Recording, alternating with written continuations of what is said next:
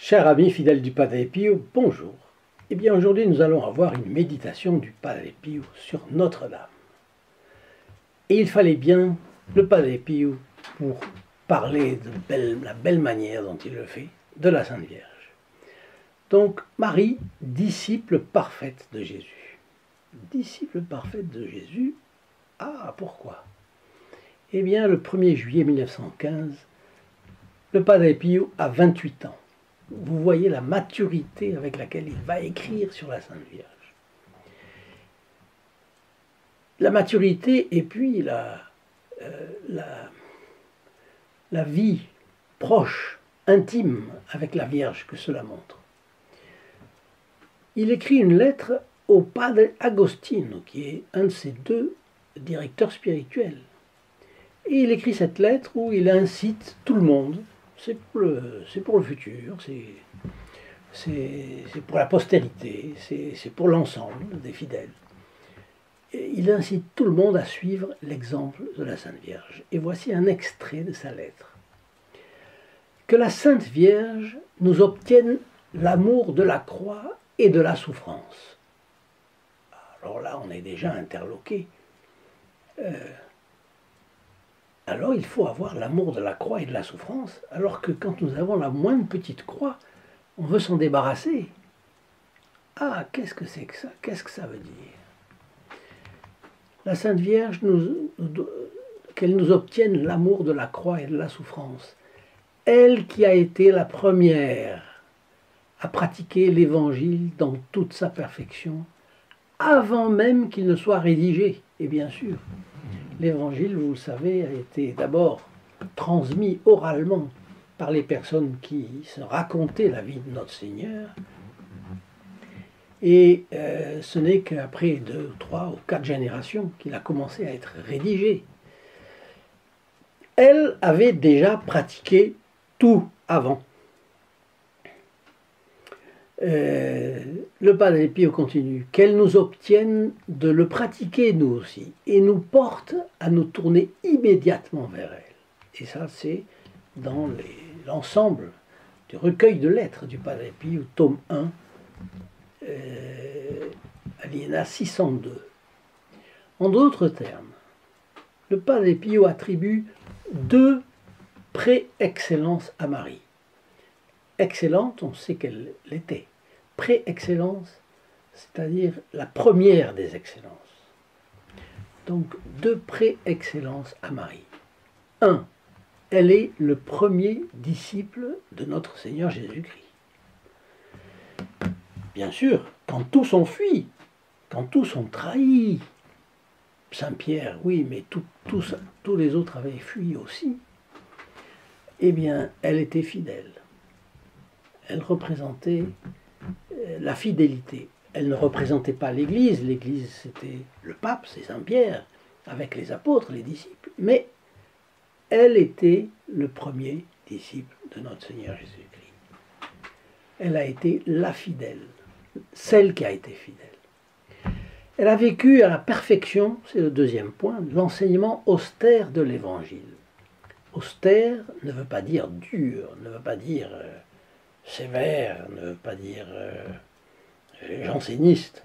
En austère, les mœurs austères, c'est-à-dire des mœurs qui sont selon les commandements de Dieu et de l'Église, et incluant tous les préceptes évangéliques que notre Seigneur est venu donner, non pas pour abolir la loi, mais pour l'accomplir, c'est-à-dire la compléter. Et Marie a ainsi vécu, le Padre Pio continue, l'Évangile pleinement et parfaitement.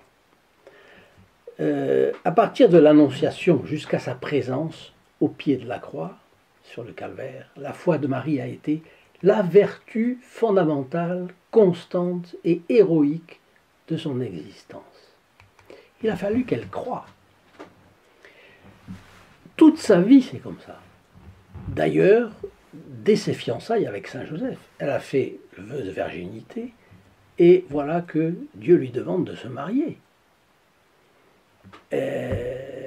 Saint Joseph avait fait aussi vœu de virginité, et pourtant c'est lui qui est choisi par Dieu pour se marier avec la Sainte Vierge. Lui qui considérait qu'il n'en avait pas, qu'il n'en était pas digne. Alors, les deux font vœu de virginité. Mais voilà que l'ange annonce à Notre-Dame qu'elle doit être la mère du Sauveur. Mais c'est pas possible. J'ai fait un vœu de virginité.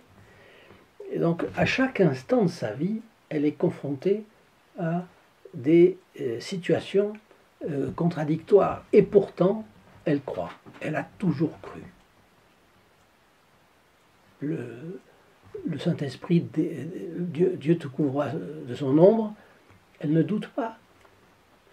Donc, elle a opéré, même à cause de cette foi, une telle impression sur Sainte Élisabeth, mère de Saint Jean-Baptiste, que celle-ci s'est exclamée au moment de rencontrer Marie, « Heureuse celle qui a cru ».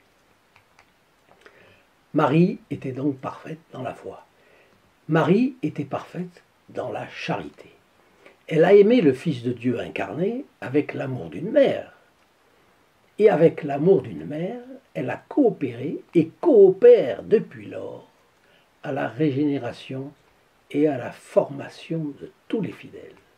C'est pour ça que nous sommes vraiment, c'est Saint Louis Grillon de Montfort qui dit ça, elle est vraiment notre mère, elle nous a engendrés à la grâce. Et si elle nous a engendrés à la grâce, elle est notre mère, et authentiquement. Ainsi est-elle le modèle de l'amour vraiment maternel qui doit animer tous ceux qui coopèrent dans la mission apostolique de l'Église. Parfaite dans la foi, parfaite dans la charité et parfaite dans l'union avec notre Seigneur Jésus-Christ. Marie a pratiqué l'Évangile pleinement et parfaitement. Dans sa méditation, le Padre Pio pensait à la croix. Vous voyez, il disait qu'elle nous obtienne de Dieu l'amour de la croix. Nous n'aimons pas la croix. Nous n'aimons pas la croix. Nous n'aimons pas la souffrance, nous n'aimons pas la douleur, nous n'aimons pas la croix. Alors que nous devons aimer la croix pour Dieu. On déteste la souffrance, la douleur. Mais attention, on doit l'aimer, et ça c'est, il faut changer sa mentalité, son cœur, dès lors que c'est pour sauver des âmes, pour aider notre Seigneur Jésus-Christ à sauver des âmes ou des pays, et ainsi de suite. Et on comprend pourquoi le Padre Pio souffrait tellement.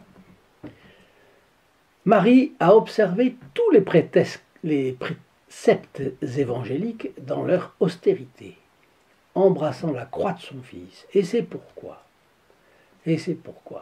elle est sa mère, en même temps que son disciple le plus parfait. Elle a été, plus que tout autre disciple, celle qui a mis en pratique les enseignements du Maître. Et ce Maître, son Maître, c'était en même temps son Fils, le divin Fils de Marie. Eh bien, si vous aimez cette méditation, je vous en propose d'autres en dessous dans cette vidéo. Voilà, et je vous souhaite une bonne journée. Au revoir.